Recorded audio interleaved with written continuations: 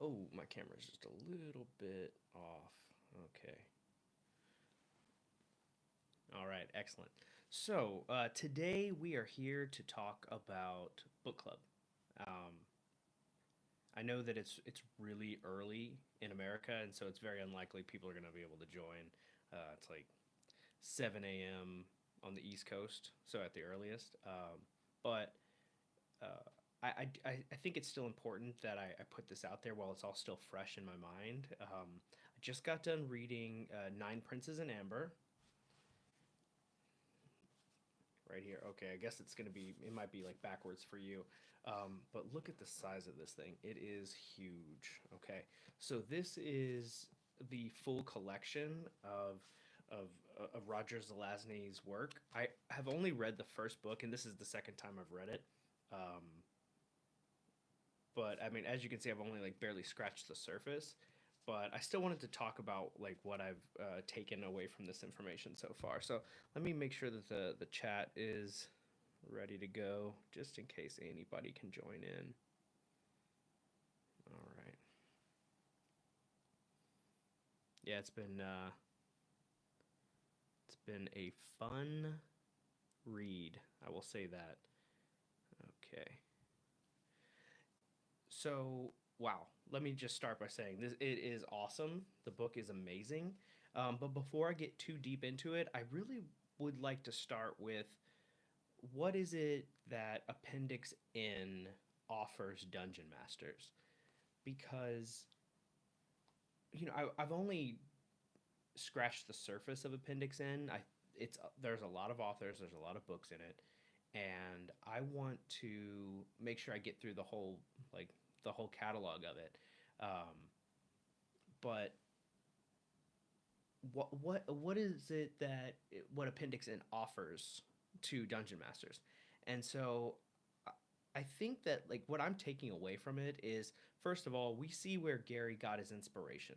Um, a lot of the stories in this book are, I think he pulled it out whole cloth and just dropped it into Dungeons and Dragons. Let me make sure the chat's going because I don't see. Hey guys, I see you're there. That's awesome. Good to see you.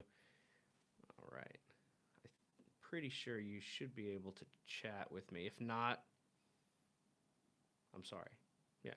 Um, so I've always enjoyed H.P. Lovecraft. What's up, Mo, my man, dude? I don't know what time it is over there, but thanks for hanging out, dude. Like I know that like my early morning streams are too late for you, so yeah.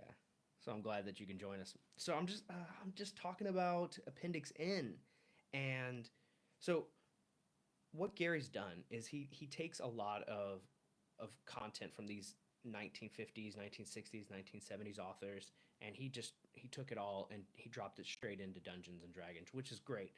Um, but it's more than that because as I'm reading these books, I'm starting to find that I understand what Dungeons and Dragons is supposed to be more now than I ever have before. Oh, it's 1 p.m. there. Oh, right on, dude. Well, I mean, yeah, I guess it's not terrible. Might be work time for you, but thanks for coming, dude, for sure. Mo, you've been with us since the beginning, man. I really appreciate you. Um, when I was playing fifth edition, oh, nice, dude. Well, this is only going to be about an hour, so you might be able to just eat and just kind of chill with us the whole time.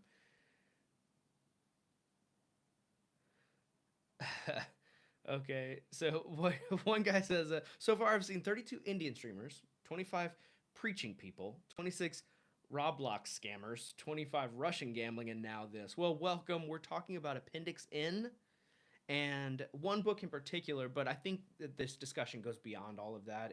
It touches on like what it means to be a dungeon master and like what kind of world do you want to build. And so when I was playing 5th edition, I had some ideas about what D&D was, and most of it just came from like what I wanted D&D to be. And the more I get into these books, these Appendix N books, the more I realize that the ideal setting. Oh, and let me know if you guys can hear me. Also, it might be a little bit scuffed. The ideal setting is a mix between Conan pulp, a little bit of like weird sci-fi, and some like high fantasy that kind of touches in in the Amber series. Um, Excellent, dude. Awesome.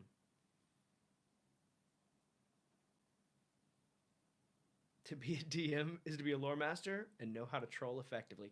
Also know how to steal effectively. Like I've been taking a lot of this stuff and just dropping it right into my game, and I realize that like a lot of my players they haven't read these books, so it they don't, as long as they don't know, as long as they're illiterate, then I'm the most amazing dungeon master in the world. So yeah, I think that like I want to slowly incorporate this stuff into my campaign. I don't want to shift the tone of it too early, but I would like a little bit of weird sci-fi stuff in there too because um one of the books on the list in Appendix N is, well, the series in Appendix N is the Edgar Rice Burroughs, the Martian. I actually picked it up. I had it delivered. I haven't read it yet, but the first book is A Princess of Mars. Um, it again, not very big. I think it's about 120 pages. It's a little bit more than that, 150. But I mean, like you can breeze through this in no time. The first Amber, the Nine Princes in Amber, it was exactly 119 pages. It took me a week just because I read kind of slowly, just right before bed. But yeah, Appendix N is the steal from the best. Oh, you got into D&D from a YouTuber. Really? Which YouTuber did you like kind of sparked your interest in it? Kind of curious about that. I take a lot of influence from the other YouTuber guys. I know that you know, a lot of the YouTube guys give terrible advice. Mr. X. Oh yeah, he does the lore stuff, doesn't he? Yeah, lore videos. Yeah, he does a lot of lore. I loved his stuff. Yeah, I've watched countless hours of his stuff. Um, a lot of the DM advice on YouTube is it's just really bad advice. And I try to get into a little bit of advice in my videos, but mostly I'm just met with like with a lot of fighting, like this is the most terrible advice you could give, blah blah blah. And so I realized like what works for me and my table and my campaign that's lasted for 2 year, almost 2 years now, isn't for everybody. And I don't expect people to enjoy the same level of gaming that I enjoy and the same style of gaming that I enjoy. But the world that we've built, it reminds me a lot of Conan. Absolutely, like it's gritty. There are kingdoms at stake, mass combat. No player character is promised some epic story. Um, we are beyond Mudcore. We always go back to it, just because our high level characters they'll spend weeks of downtime trying to accomplish like these big picture goals, and when you do that, it prevents you from playing them that night. And so we will go back to Mudcore level 1 to 3 for a while those guys are finishing up their tasks. But then it always goes back to like mass combat. It's really funny. We tried to do a dungeon delve, and one of the players, he has this high level patron, a ninth level fighter noble, which was inspired by the Amber series. We're gonna get into it, but he was like, okay, I'm gonna give you guys a quest. You go down in this dungeon that's in my hex, clear it out for me, and I will give you a reward. And everybody wins, right? And they do that. They clear it out. They get the gold reward, and then the one of the players had hired a bunch of mercenaries to help escort them through the swamp to get to this dungeon. And they're like, well, how many guards does she have on her right now? And then they turned on her, and it was just this big epic battle. And that's one thing that they're not going to tell you about mass combat between players, is that you can never anticipate when it's going to happen. And when you're using one-to-one time, you can't really control whether there's going to be mass combat in the middle of the week and there's not even a game session planned. It's just, okay, guys, here's what's going to happen. Let's roll it all out. I mean, it's a good time. It's a good time. Let's see. Yeah, no, Mr. Rex is really great. I know that he does fifth edition lore. Um, I haven't watched a couple of his videos in like I don't know, it's been a while, maybe a year or more, but yeah. My D&D tattoo. Yeah, I have that. I like to pay for professional DM sessions because I can just have fun and not have to do the homework. Yeah, okay. Uh, I've been paid one time to be a DM, but I was paid in beer, unlimited drinks at this bar. It was a, what was the name of the night? It was like this themed event. It was Dungeons and Dragons and dinner or something like that. Dinner and Dungeons and Dragons, and the bar was like, uh, uh, the owner was like a really cool dude, and he reached out to like two or three DMs in our community, and he was like, all right, you guys can drink for free all night. I'll get you dinner, and what's going to happen is you just host a table of 4 or 5 people and we're going to pack out the house, and we did. It was really fun. So yeah, I got paid one time and it was in beer and food. I really liked it though. It felt really rewarding to be like to be given something for besides just like fun for my DMing skills. It was cool. Not bragging, sorry, I just had bad experience with so many DMs just being obnoxious.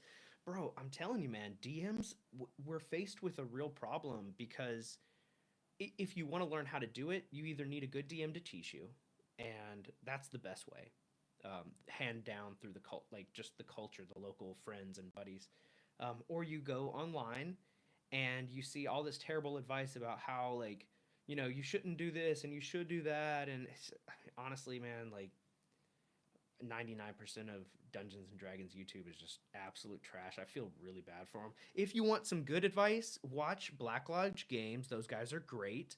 A lot of Professor DM stuff is good. He kind of oscillates between bad advice and good advice. The stuff that he's got that's good is good. The stuff that he's got is bad is like you have to be able to watch out for it. Um, who else is just really good? These are like old school DMs. The 5e guys, I don't know. I don't know who's the best, who gives good advice there. Um, who else is really great? Oh, Bandits Keep. Daniel from Bandits Keep, he's great too. He knows gaming and he understands like how to maintain a long campaign. Dude's been running a campaign for years. So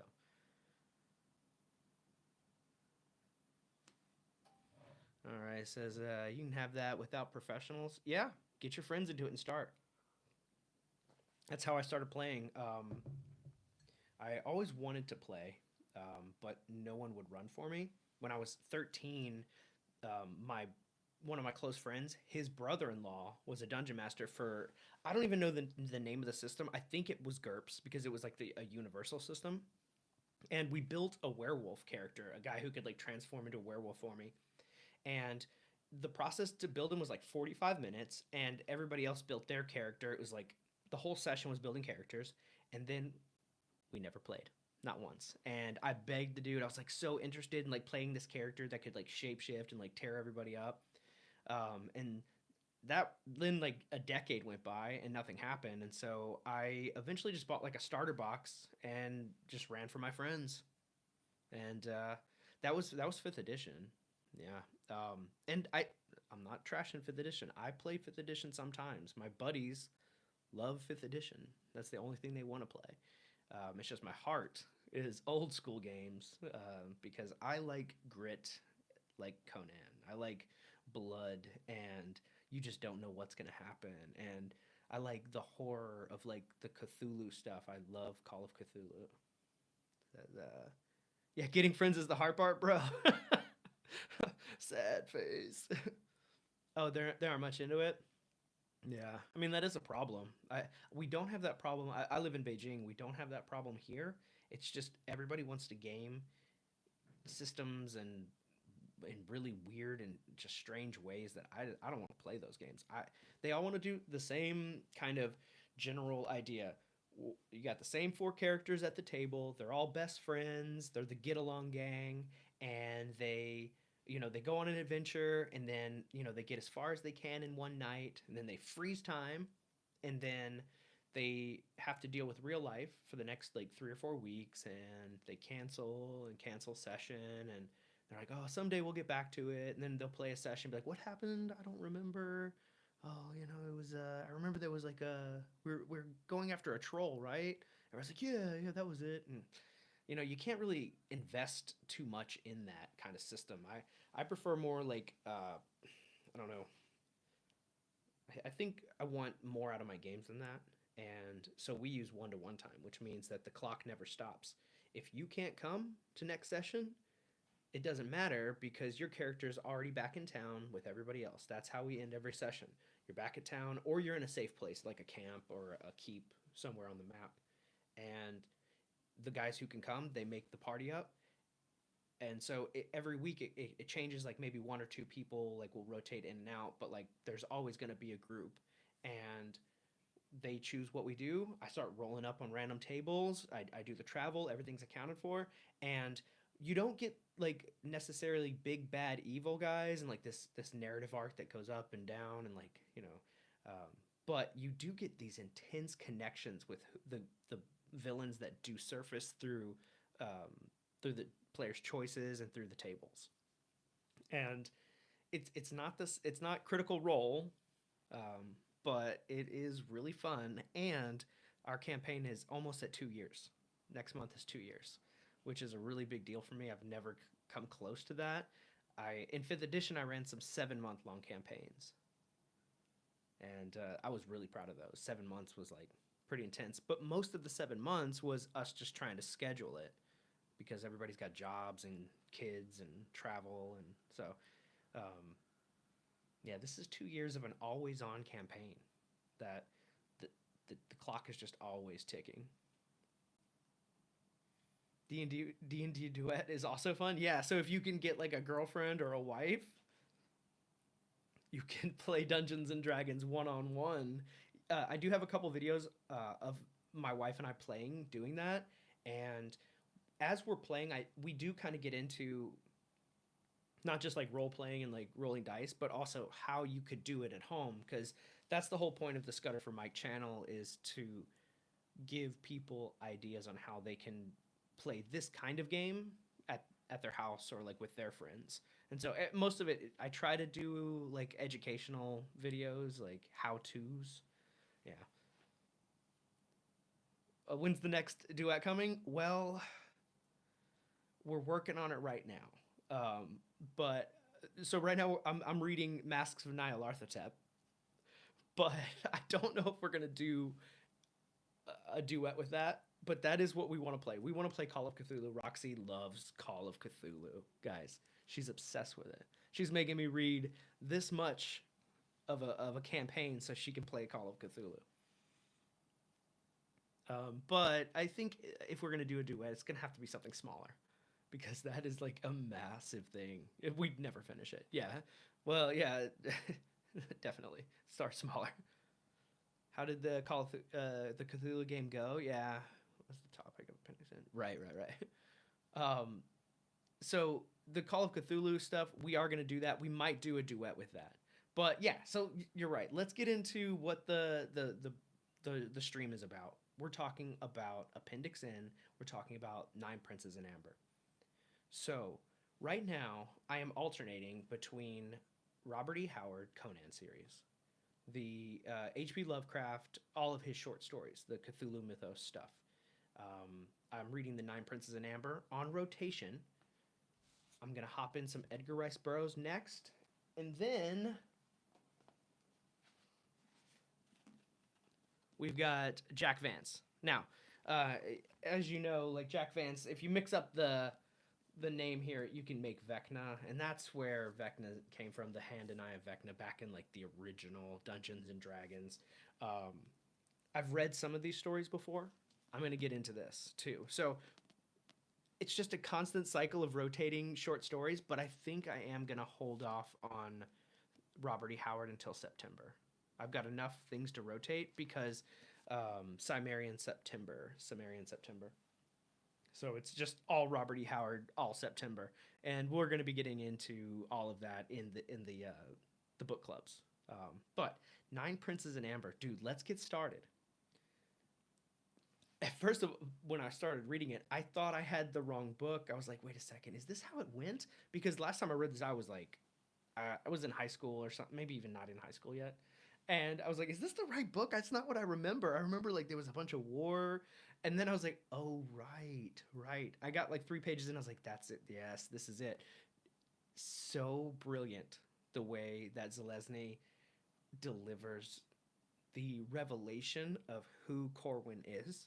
So we are right alongside Corwin as he recovers from amnesia.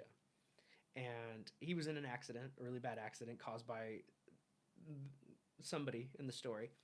And the way that he slowly unlocks his memories and we get to learn, and for me I get to remember who he is alongside while he's remembering who he is, was absolutely brilliantly delivered. We start off in the shadow world, the real world as we know it, and it feels a lot like a beatnik novel, like on the road or something. He's like, well, I got some eggs and bacon, took a nap, da da da.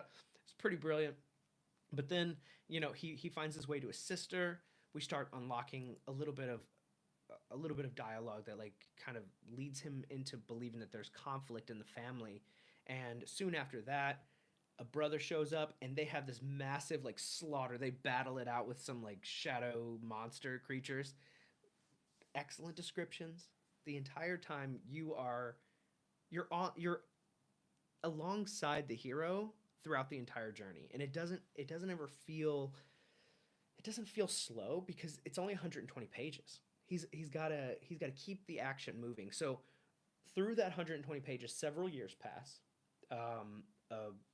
A massive battle happens in Amber, which is the center of all things that are real, and everybody's trying to vie for control of who gets to rule the true kingdom. And it's right now it's between this family who are all descendants of Oberon. Um, and what I took from that, from this book, this feuding family of nobles who, you know, you can't trust anybody. They're all cutthroat. What I took from that and put into my D&D game is we've been experimenting with battle Braunsteins. And battle Braunsteins are this idea that every player at the table is, they're all pushing for an objective, and they're it's a PvP event. And so when we did our battle Braunstein, everybody played a noble, just like in Amber. They all had an army, and they were trying to control this duchy. They sent their armies against each other, and all of the victims were the soldiers, while the nobles were all sharing a delicious meal, chatting inside the keep, and playing politics with each other. The story of our battle Braunstein is that all of the innocent people, these soldiers, are just getting slaughtered, while there's like this Hunger Games style conversation happening at the highest echelons. Um, and that, to me, from what I remember, is exactly what Amber was all about, the Amber series. And so I wanted to take that and put it into my Battle Braunstein. This idea that they need to play politics, they need to form relationships and backstab each other. And then they send their troops against each other to die in the trenches, which is exactly what happened in this book. There's this, there's a couple chapters um, where Corwin, the main guy, and one of his brothers are building up this army, and they have these really big red ones from Avernus. And again, I was like, okay, well, Avernus is the first layer of hell. I watched the Mr. Rex video, I know that. Um, and then they had like the small furry ones, and they built up an army, and they just got absolutely destroyed. They had 250,000 soldiers. Every single one of them died in the battle to take Amber. But the princes live, right? They get captured. They betray each other and make deals, and at the last minute, they're always gonna, do what it takes to get out of being in trouble. But it's all the peons at the low levels that get slaughtered. And so, yeah, I pulled that straight out of the book, dropped it into our battle Braunstein. None of my players had any idea. They're just like, "Oh, this is so fun.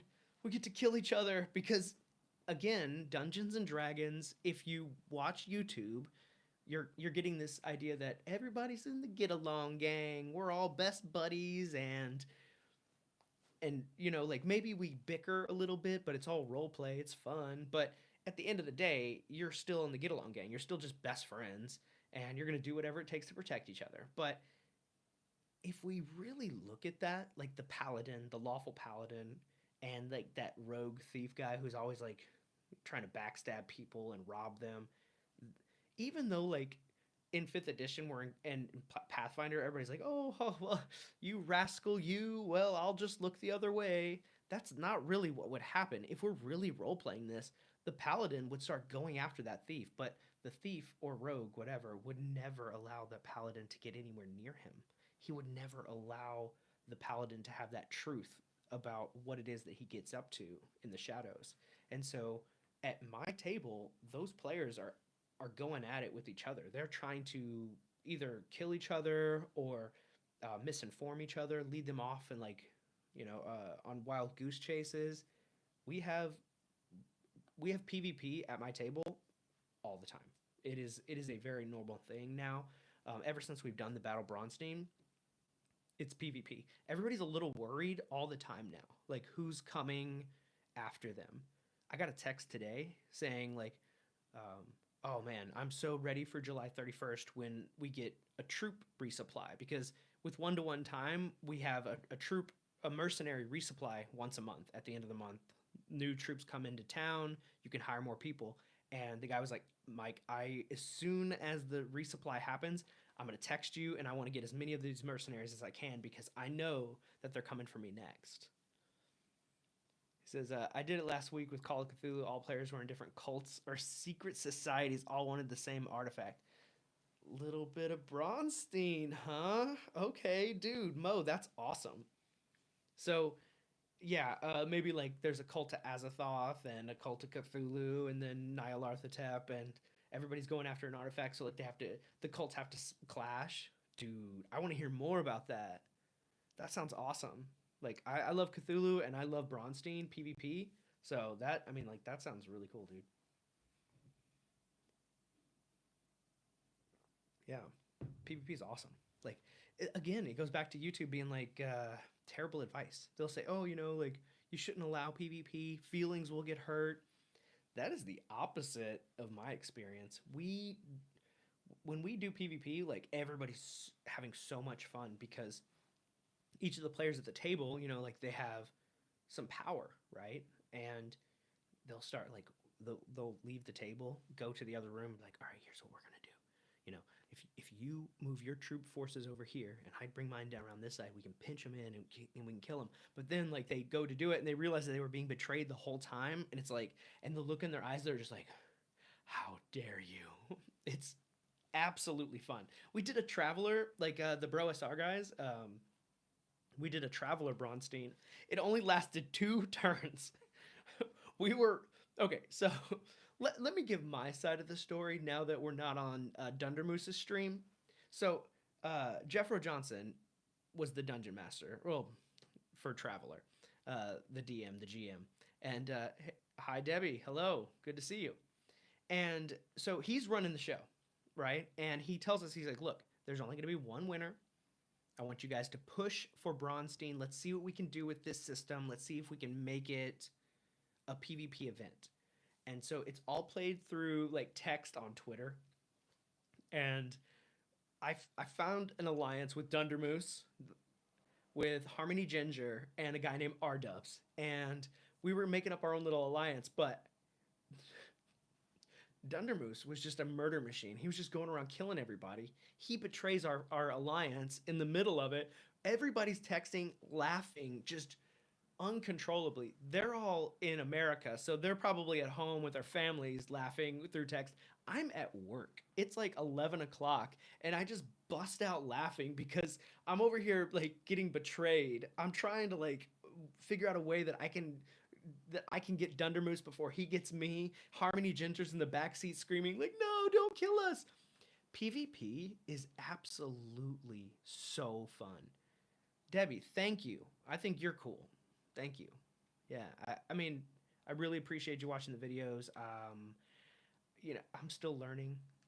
I want to make my videos better every time. I think that there's a lot I can improve on. Mo helps me all the time. He gives me great feedback. I really appreciate that kind of stuff. I'm definitely a small YouTuber and I have a long way to go, but I really appreciate you watching the videos. That means a lot to me, for sure. Having YouTube, doing these videos, making the channel, it's been an amazing experience. Been doing it since October of last year, and we're almost at 1,000 subscribers. We're like 70 away, I think. It's so cool. Like the community has been building and growing. It's I love it. It's super fun. Thank you. Uh, but yeah, we did a Traveler Braunstein. We took a system that's like bare bones, these little tiny books, and we just started murdering each other. It lasted 2 turns before there was a clear winner. It was Dundermoose. Oh, hey, thanks, Charms. I appreciate you, man. Well, thank you, thank you. Uh, yeah, just hit like and subscribe. You can watch it. You can join our conversations. We're gonna do these more often. So, I have a month uh, starting next week or starting on Friday where I don't have to go to work. I'm a teacher, so summer's about to start, and so we have more than a month to just hang out. So I'm gonna do lots of live streams. I'm gonna be reading a lot, um, making solo play videos. That's what we do here. So yeah, right on.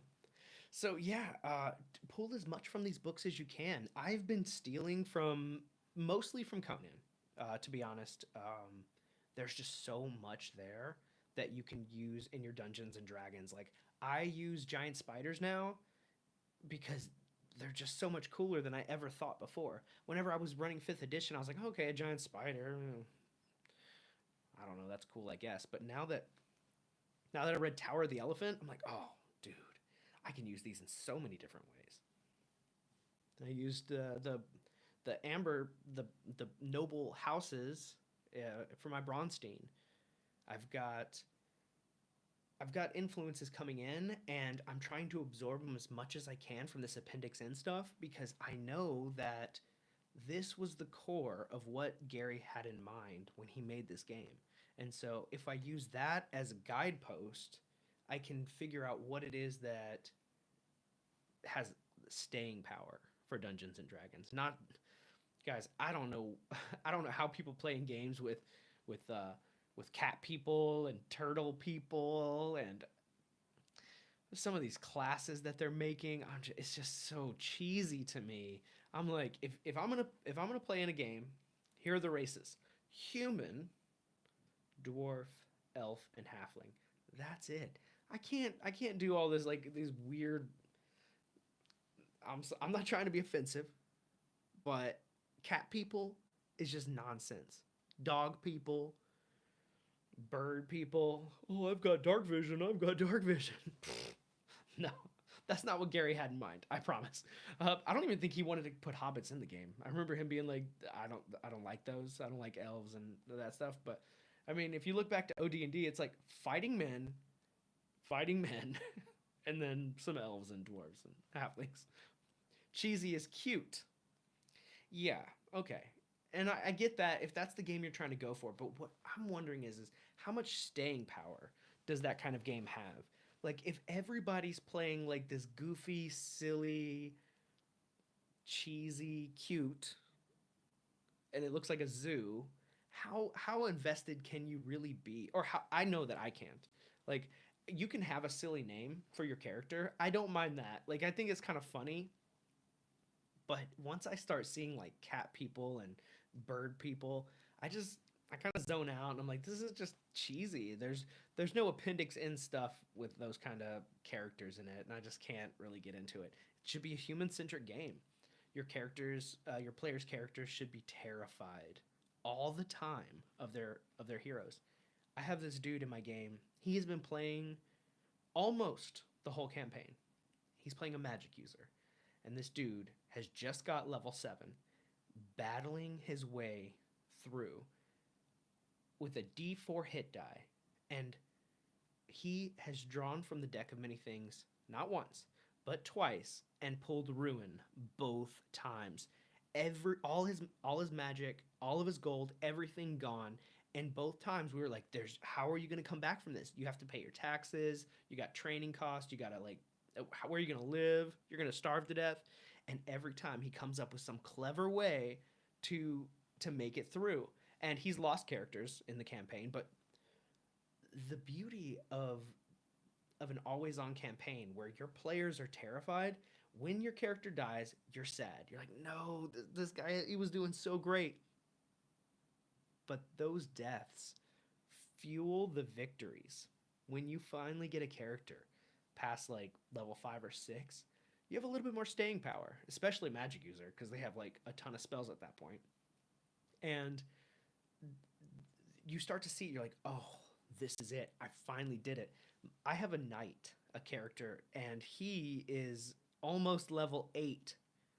It's insane. He has a keep already because he's not level capped, but for that, so he's already got a keep. He's not at name level yet, but he's already pulling in taxes. I actually have done a video on like how to like play domain level play, and I used Sarbedivir, my knight.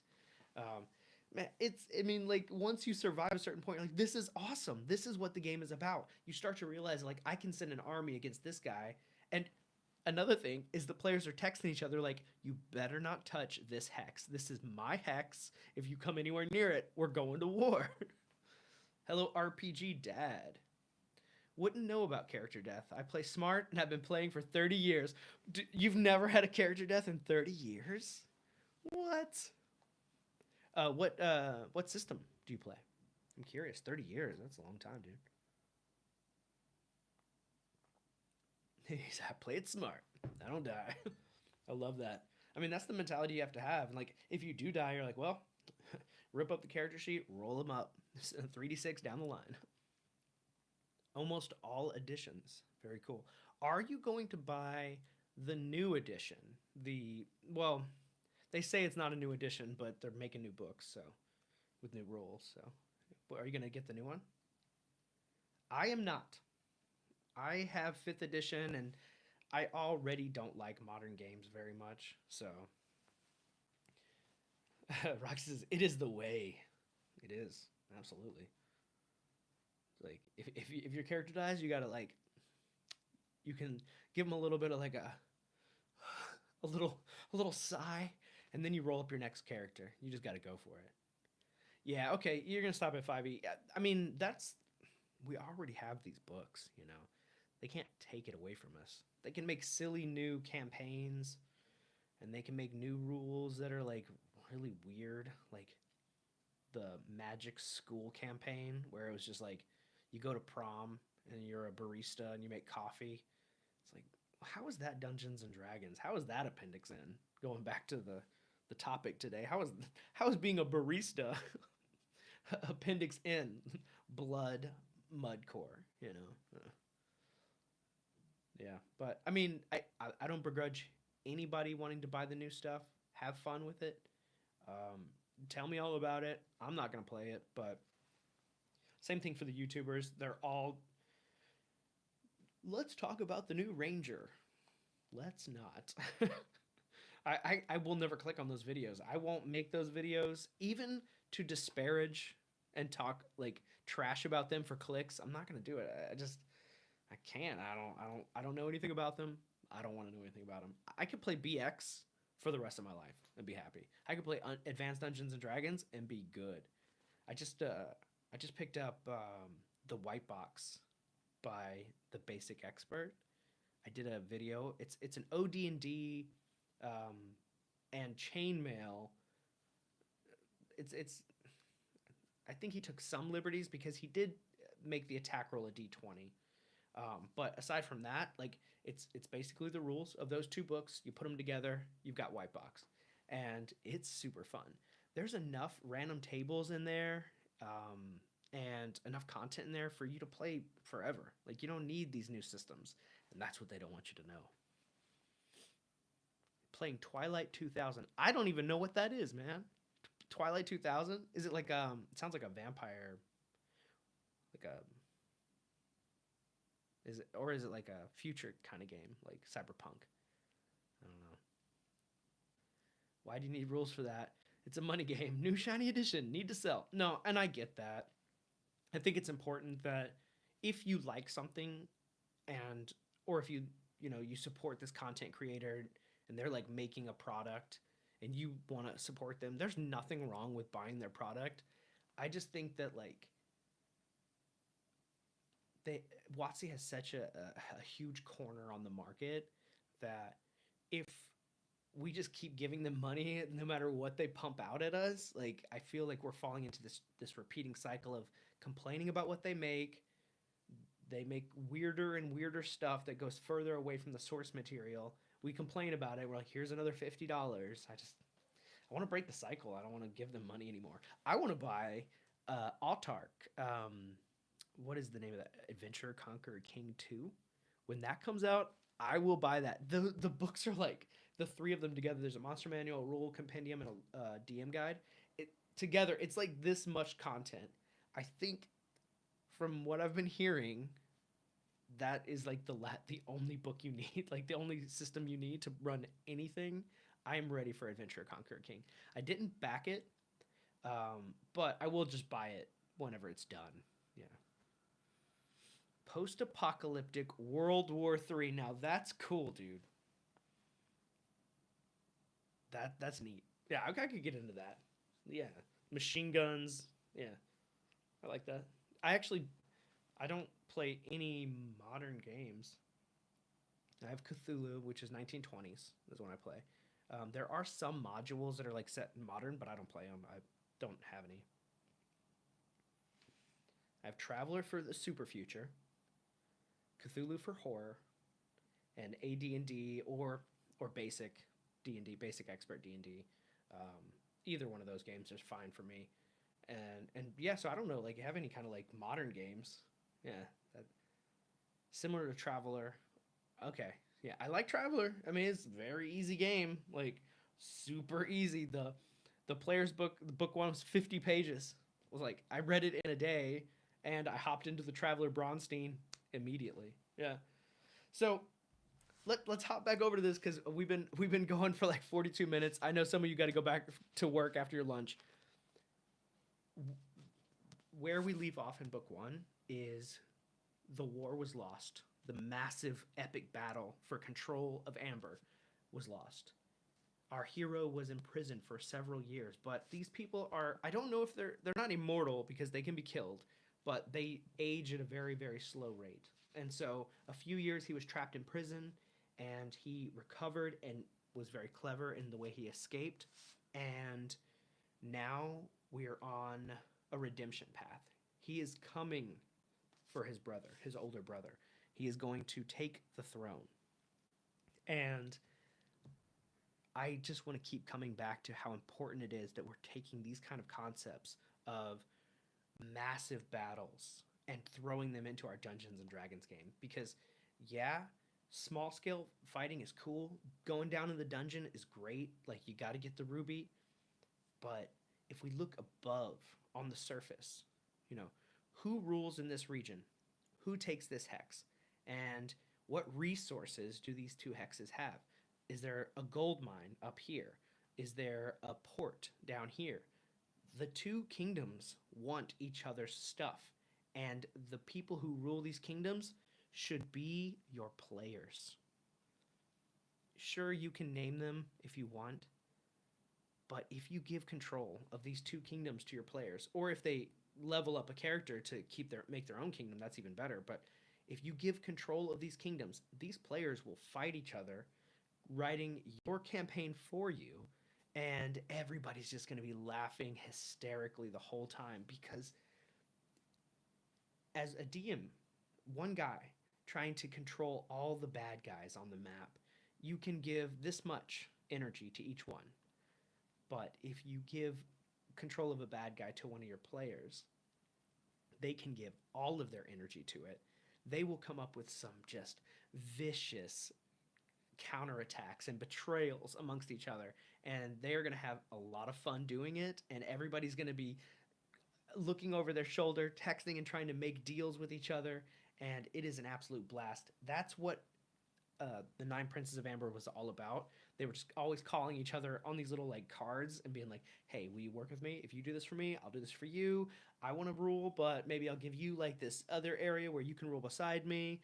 And then there was betrayals, and it was exactly a Braunstein. And I think that if we're using that in our game, your table will feel so alive. People will be texting each other, and you at all times of the night. So check out the book. It's amazing. I think you guys will like it. If you like Dungeons and Dragons, you're going to love it. If you don't use PvP in your games, you could read this and take their principles and drop them straight in. So, yeah, that's all I want to say. The book was amazing. It was really short. You should read it if you haven't. We're going to end it there, guys. Enjoy your lunch break for those of you who are in Europe right now. Those of you who are just waking up, good to see you. I'll catch you in the next one. Bye bye.